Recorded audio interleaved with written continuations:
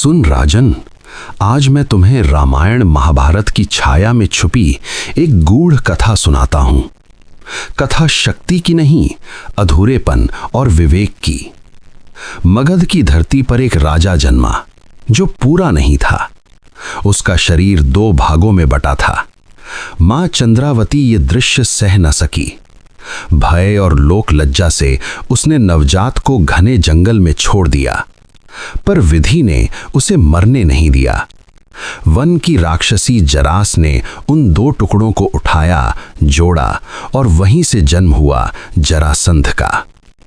उस दिन से वो केवल राजा नहीं रहा, वो जोड़ का प्रतीक बन गया। टूटे को जोड़ने वाला, पर भीतर से स्वयं टूटा हुआ। जब वो बड़ा हुआ, उसका बल असाधारण था। गदा उठाता तो धरती सांस रोक लेती थी, पर उसके हृदय में एक ऐसा खालीपन था जिसे कोई विजय, कोई जय घोष भर ना सका। उसने राजाओं को हराया, सिंहासन झुकाए, नाम और भय कमाया, पर कृष्ण के सामने उसका बल निरर्थक हो गया।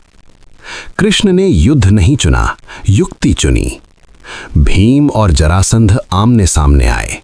कई दिनों तक बल बनाम बल चला। धरती थक गई, आकाश मौन हो गया। तभी कृष्ण ने धरती पर एक तिनका फाड़ा।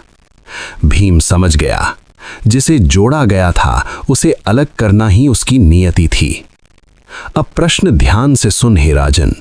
यदि कोई राजा जन्म से अधूरा हो, जीवन भर अपमान झेले और अपनी शक्ति से राज्य को महान बना दे, पर अंत में वही शक्ति उसका विनाश बने, तो बता हे राजन, दोष राजा का है या उसकी नियति का?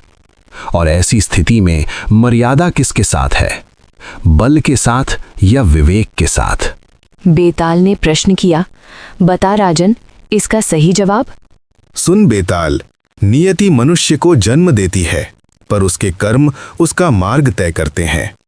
जो अपने घावों से दूसरों को घायल करे, वो शासक हो सकता है, पर मर्यादा का वाहक नहीं। मर्यादा वहां होती है जहां शक्ति विवेक के अधीन हो, जहां कमजोर सबसे अधिक सुरक्षित हो।